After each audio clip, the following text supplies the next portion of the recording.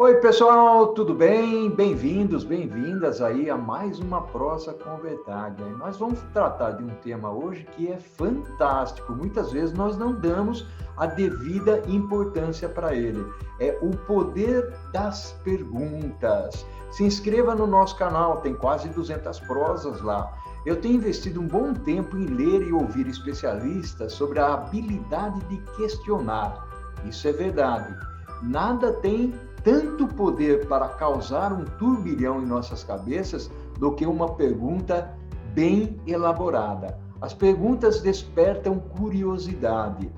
A curiosidade cria ideias e as boas ideias levam à inovação. Questionar pode provocar motivação e ajuda a resolver problemas. E mais, podemos usar esse poder como um combustível para dialogar, prosear e colocar paixão e propósito em nossas vidas. Gostei de um texto que li recentemente da Donna Brighton, que é o seguinte: as perguntas são poderosas porque criam mudanças. Fantástico, né? Dar às pessoas fatos e informações é útil, mas as questões criam transformação, inspiram inovação e resultam em mudanças reais. E também recentemente eu li um artigo lá no LinkedIn de uma pessoa que me chamou a atenção sobre esse tema. E eu a trouxe aqui para prosear comigo. E nós vamos refletir. Eu vou refletir com a minha amiga Marina Newman. Oi, Marina! Que legal, que bacana, um orgulho, uma honra tê-la aqui participando da Prosa com Bertaglia. Seja bem-vinda, Marina! Muito obrigada, Paulo. Eu que estou muito feliz, fiquei muito surpresa, mas muito honrada também com esse convite para prosear com você. Que delícia. Que bacana, Marina. Vamos falar um pouco sobre esse tema fantástico que é fazer perguntas. Ultimamente a gente tem visto muito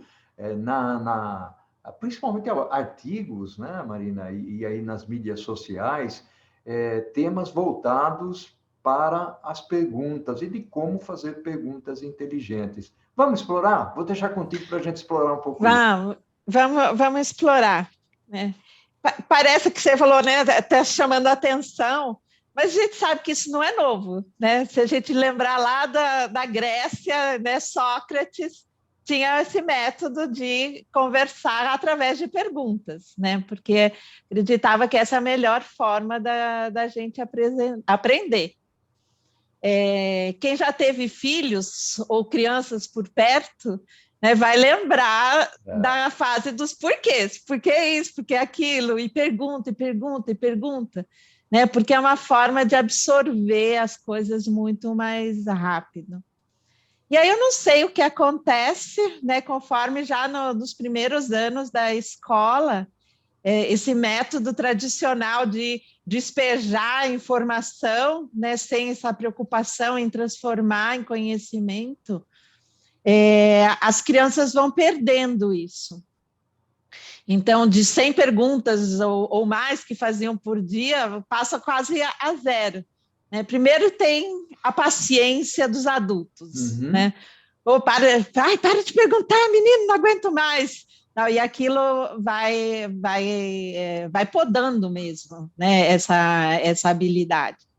Então, eu acho que vai tornando isso muito passivo, e que é uma pena. Né? Então, eu vejo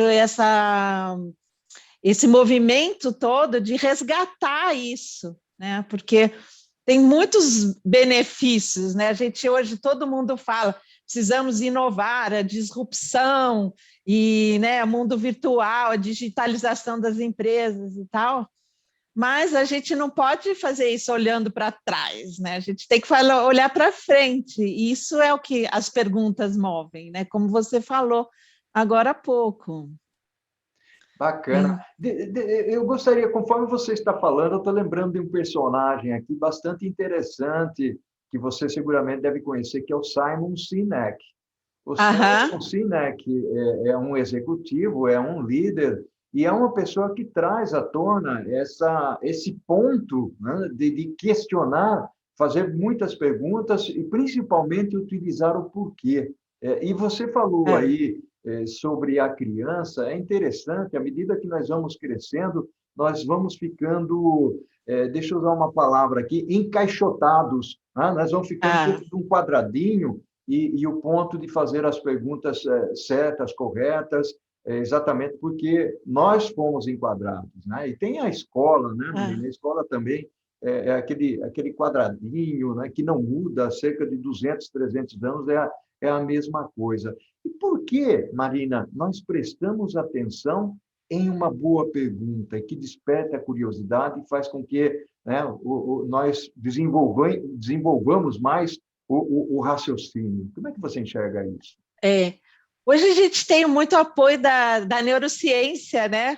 Para entender até o que acontece no nosso cérebro, né? Quando a gente recebe uma pergunta, primeiro ele entra no modo ativo, né?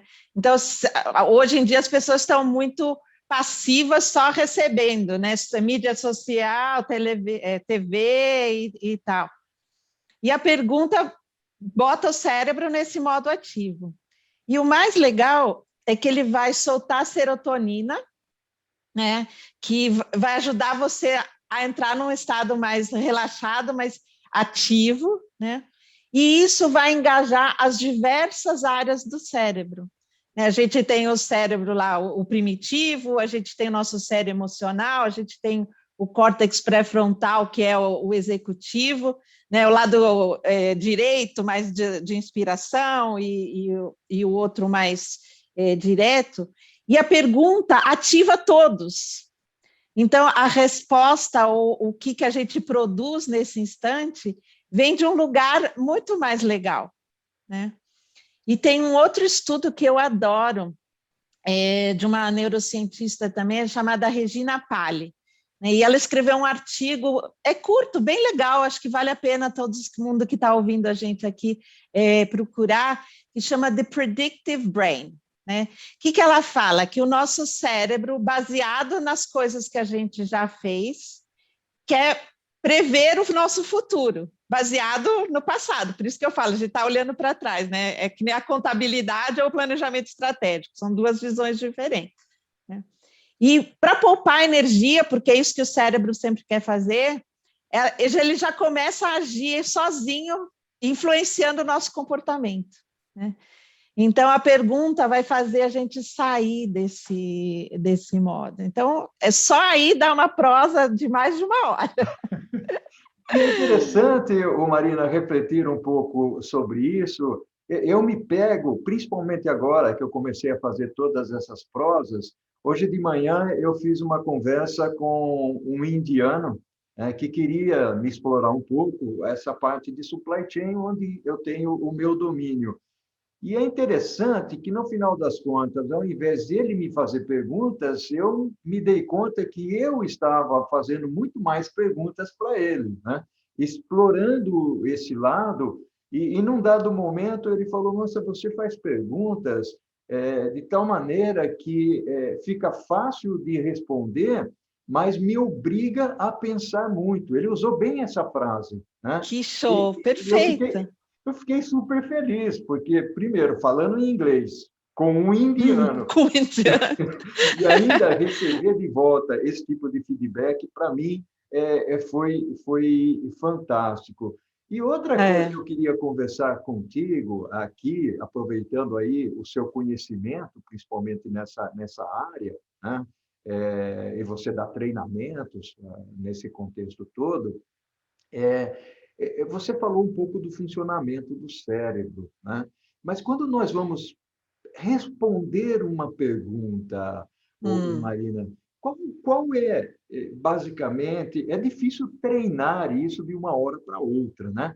Mas eu sei que a gente tem que ter foco, tem que refletir na questão para dar uma pergunta, uma resposta apropriada, né? E isso me remete de novo na escola, né? Lembra quando o professor perguntava, eu falei, quem é que sabe? E aí você tinha que levantar o braço, né? E o primeiro que levantava é que respondia, que sabia, ou então aquele que não queria responder não levantava o braço, ficava, né, meia altura, ou coisa desse tipo. Como é que você enxerga isso, essa preparação para dar boas respostas às boas perguntas? Primeiro, é realmente ouvir, né, que é uma das Bacana. qualidades mais deficientes hoje em dia. Ouvir de verdade, né? Ouvir com abertura, ouvir com curiosidade, né? Ouvir, a gente fala de ouvir para entender, né? E não para responder. Então, primeiro eu preciso realmente aproveitar todo esse tempo da pergunta para estar com quem está comigo, né? E aí responder. Pode responder a primeira coisa, e por isso que vários métodos, né, de inquiry, que a gente fala, de questionamento, e a partir de uma resposta, fazer uma nova pergunta, mas para ajudar a pessoa a aprofundar, né?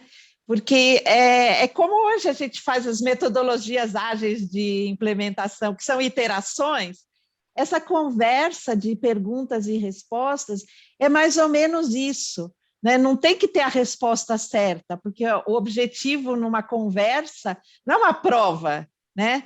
Ela é de inovar, eu preciso fazer no cérebro novas conexões, né? Então, isso e quem está perguntando também, acolher, ouvir a resposta, né? E ver, a gente fala de ouvir com generosidade, e a Uhum. generosidade é essa, de oferecer uma nova pergunta que facilite o insight da outra. Então, nisso que você conversou com o indiano, né? É mais ou menos isso que eu senti que era o processo, né? Então, essa abertura, em mindfulness a gente fala muito de abertura, de mente de principiante, né? Como a gente se coloca sempre nesse lugar. Tem uma frase que eu gosto de um monge budista, né? E ele fala que a mente do especialista, né, não tem espaço para novas coisas, né? Então, por isso a gente tem que se colocar nesse lugar de curiosidade, de principiante, né? De fazer perguntas mesmo. Você falou do Simon com o porquê. A gente vê várias metodologias, até, por exemplo, japonesas, né? Tem o Five Whys ou os Uhum. 5 Hs lá que pergunta também. Essas também são legais para eu preciso resolver um problema concreto e não muito complexo, né? As outras a gente precisa ter mais espaço aberto, né, para perguntar. Que bacana, sensacional. Aliás, conforme você foi falando, eu fui fazendo algumas reflexões aqui. Muitas vezes a gente reflete em função de leituras que já tivemos, de aprendizados que já tivemos e que obrigatoriamente fazem parte, compõem o cabedal de conhecimento que nós temos, né, Ana Marina? Mas uma das coisas que nós percebemos também, e que aqui eu quero trazer, o nosso aprendizado, tanto na escolinha, lá no primário, como depois na universidade, nos leva a não fazer perguntas, até por conta da educação que nós tivemos. Eu sou da época onde, quando eu entrava na sala de aula, a lousa já estava cheia, né, de escritas, né, o giz e tal. Então, não era questão da dúvida, né? Ou seja, você não podia ter dúvidas, só tinha que copiar e pronto. Hoje, em termos de educação, isso mudou bastante. Marina, e é exatamente isso que eu queria explorar contigo no segundo tópico nosso. Nós vamos agora tomar um cafezinho, tomar uma água, afinal de contas, isso aqui é uma prosa, tá certo? Tá certo? E nós vamos explorar um lado que é quando perguntar. Pode ser? Combinado. Oi, Marina! Nossa prosa está fantástica. Assunto muito legal. Eu gosto muito, você seguramente adora esse assunto. Adoro. Vamos explorar o lado, Marina, de quando perguntar, ou seja, você já tocou em algum assunto aí, um tema voltado para o ouvir, que é uma capacidade que nós precisamos ter exatamente para fazer as perguntas corretas e as perguntas inteligentes, né? principalmente quando nós estamos conversando com o interlocutor, aproveitar aquele momento da melhor maneira possível. Vamos desbravar essa parte? Vamos lá. Eu comentei, acho isso importante, né?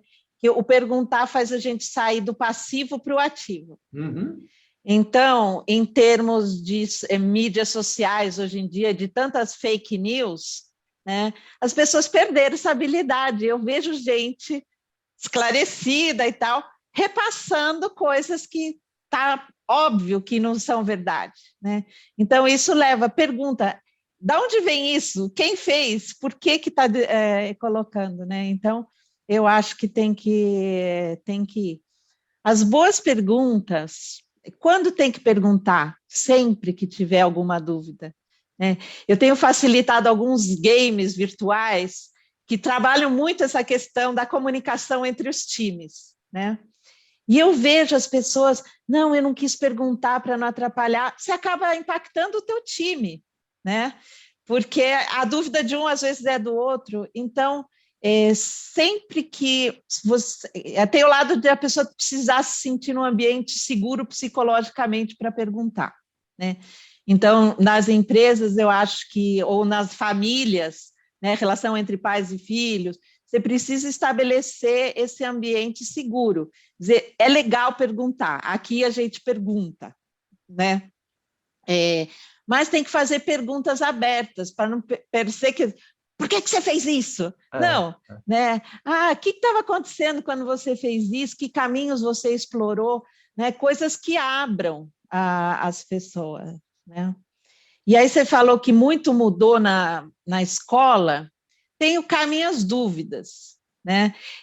Ontem, acho que eu vi por coincidência, comparando, né, um telefone de 100 anos atrás e um telefone de hoje, né, e tudo que a gente tem, e uma sala de aula de 100 anos atrás e uma sala de aula de hoje, né? Na maioria, claro, a gente tem núcleos muito especiais e diferentes, não tem muita diferença, né? Então, mas eu tenho visto algumas iniciativas em trazer isso de volta para as escolas, né? Eu sou apaixonada por Harvard, né? Então, eu assino o Harvard Business Review, tudo que tem de Harvard eu já olho. Eles estudam felicidade, que é outro tema legal.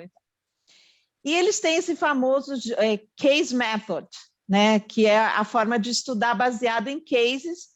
E os cases têm uma estrutura muito grande de perguntar e de questionar, né? E eles também têm uma parceria com um instituto que chama... Como que era? Depois eu vejo o The Right Question Institute, se não me engano, e é o treinamento dado em parceria com o Harvard, que é o QFT, Question Formulation Technique, que é treinar os professores a ensinar os alunos a fazer boas perguntas, né? E isso, sim, vai gerar inovação, vai gerar engajamento, né? E vai criar essa mudança. Então, eu vejo que a gente tem bons lugares para caminhar, né? E fazer essas perguntas. Eu vejo em aulas, né? Bom, quem comenta, pouca gente fala, né? E quando um faz, como enriquece o aprendizado de todo mundo, né? Então, vamos perguntar mais. Que legal, Marina. Aliás, você tocou num ponto interessantíssimo. Eu dou aulas de pós-graduação, MBA, né? E uma das características que eu tenho, pelo menos essa é a forma como eu encaro o lecionar, é minimizar a exposição oral, fazer com que o aluno seja muito mais o protagonista, porque esse é um grande ponto na educação. O professor é o protagonista quando quem é o cliente é o aluno, ele que está buscando aprender. E o aluno, ele se acostumou com essa situação. Muitos alunos, por exemplo, não querem, não têm vontade de fazer pergunta. E você usou duas palavrinhas aí que, para mim, são fundamentais, que é inovação e engajamento.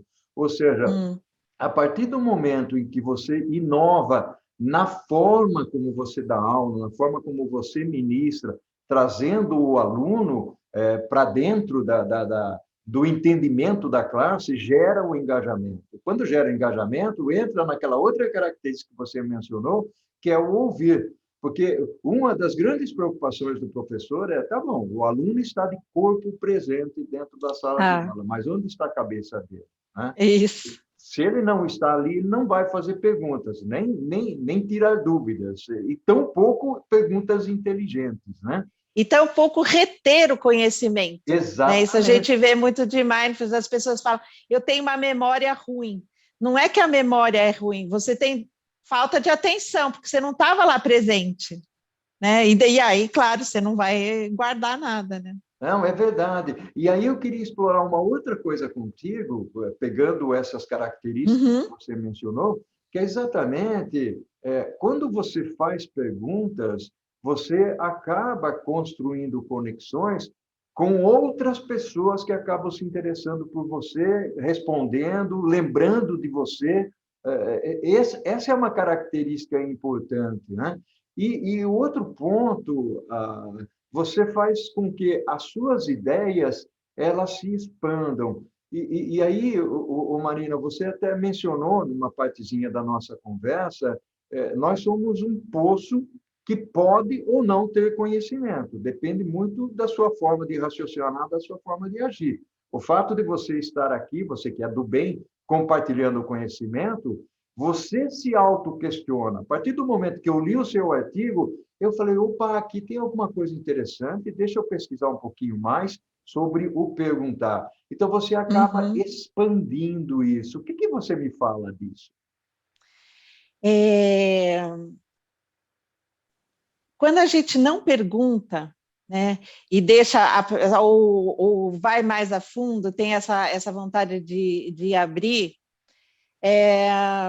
você responde por obrigação. Então, você responde a primeira coisa que vem na cabeça e acabou, morre aí. Então, eu faço, por exemplo, quando eu faço reunião com líderes, né, a gente abre a sessão e eu conduzo uma prática de você refletir de alguns minutinhos só, não é grandes coisas, né? De você trazer claro a sua intenção para aquela reunião, né? E aí dá um tempo e faço a mesma pergunta de novo, né? E dali a pouco a nova pergunta de novo. Então, em 2, 3 minutos, o cérebro já se acomodou, se relaxou e emergem novas coisas, né? Não só porque eu queria me livrar de ter que responder. Né? Eu estava fazendo isso com um grupo de uma empresa alemã, e eu sou de família alemã, então eu posso falar, né, que muita gente acha que a gente é mal educado por ser extremamente assertivo. Né? E esse alemão foi divertido, porque era um grupo de latino-americanos, mas tinha o alemão. E ele falou assim, a primeira resposta que me veio, ele falou assim, foi bullshit, né, bem direto. Depois que realmente vieram as coisas importantes. Né? Então, esse autoquestionamento que você falou, se você tem uma coisa, né, ou de fazer um journaling, né, trazer pontos de questionamento e fazer journaling, são muito ricos, mesmo que você estiver proseando com você mesmo, né, perguntando para você mesmo. Nas técnicas budistas, né, de meditação, né, existem 2 tipos. O mindfulness ficou muito famoso no Ocidente pela questão de ajudar a foco, a redução de estresse e esse lado. Mas isso é só a base do objetivo de uma meditação, né? É só preparar o nosso cérebro para entrar num outro tipo que a gente fala que é meditação de insight. E ela é só trazer perguntas, né? Pode ser perguntas filosóficas, né? O que é a vida? Né? Qual é o meu propósito? Ou tem os koans, né? Os japoneses têm os koans, que são aquelas perguntas muito loucas, né? Meu pai brincava muito, né? O que o Tarzan estava fazendo pelado com a mão no bolso? Né? Aí você dá aquele choque, assim, né? Então, os japoneses não é assim, né, com esse humor, mas é esse tipo de pergunta que é muito louca. Então, a gente tem que trazer para aprofundar questões, né? Sair da superficialidade. Não, e refletir, né? Eu tenho uma netinha e eu percebo a minha filha e o meu genro dão uma educação para ela muito voltada para essa questão das perguntas, né? Então, Que ela legal. faz muitas perguntas. Para você ter uma ideia, ela consegue separar, ela tem 3 anos e meio, ela consegue separar o que é o dinossauro carnívoro, né? Ela tem lá as figurinhas, do dinossauro que é vegetariano. Então, É, eu brinquei com a minha esposa outro dia, eu falei, eu acho que eu não conseguiria fazer isso, que né? legal, né? Porque É, eu não prestei atenção nesse detalhe. Você sabe que os é, pescoçudos são vegetarianos, para pegar as folhas lá em cima. Tem o dinossauro Rex, que é carnívoro e tal, mas tem outros tipos, né? Então, é. muito legal essa forma como você está trazendo, Marina, até para desmistificar algumas coisas. E essa questão de você fazer perguntas e aprender a fazer perguntas está dentro de casa. Isso é muito importante. Se Uhum. você dá liberdade para o seu filho, para os seus filhos, né, essa condição de crescer nesse campo é interessante. Nós estamos chegando no finalzinho da nossa prosa, Marina, eu queria ouvir de você, como uma pessoa que trabalha basicamente com líderes, olhando por essa perspectiva interessante, porque perguntar gera relacionamento, gera empatia, Hum, isso que é importante, sério. né? Mas que você desse algumas dicas para as pessoas que nos acompanham aqui na Prosa com Bertaglia. É. É, eu acho que o perguntar, né, que gera essa conexão, né, que gera empatia, é um perguntar genuíno, né? Ontem também estava num evento aí, Pessoas 4.0, a gente estava falando de liderança e da comunicação, e dessa necessidade do líder ativar esse lado mais humano, né? Então, não é perguntar assim, oi, tudo bem? E aí, entregou? Uhum. Não, é perguntar genuíno, né? Eu quero saber o que está acontecendo com o Paulo quando eu pergunto como você está, né? E aí eu vou dar o tempo de ouvir, né? E acho que sempre foi um mito essa história de separa trabalho e casa, né? Porque a gente é um ser humano integral, então não tem isso. Mas agora invadiu muito mais, né, as fronteiras do que é trabalho e casa dentro do home office. Então, eu preciso entender o que está acontecendo, né? Ou se eu estou realmente numa questão de projetos, né? Eu quero perguntar projetos ou desafios, alguma coisa do trabalho.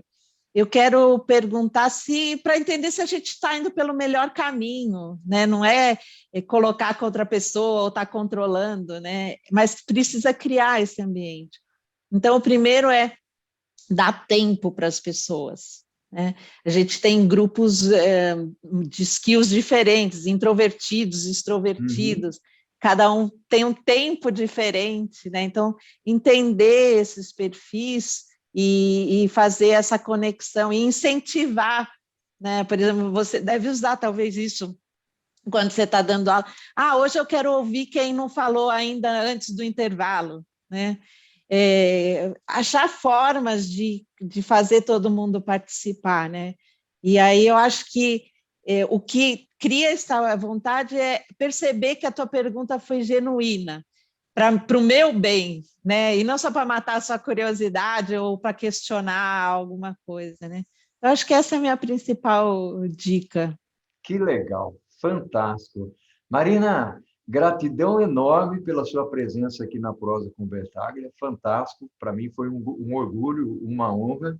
Eu costumo dizer ao infinito e além. Um grande Muito abraço para você. obrigada. Tudo de bom. Obrigada. E Obrigada, o que Paulo. nós fazemos em vida ecoa pela eternidade. Que possa você abrir muito para muitas pessoas. Seu trabalho está lindo, parabéns também. Muito obrigada por essa prosa gostosa. Gratidão. Tchau, Marina. Tchau, tchau.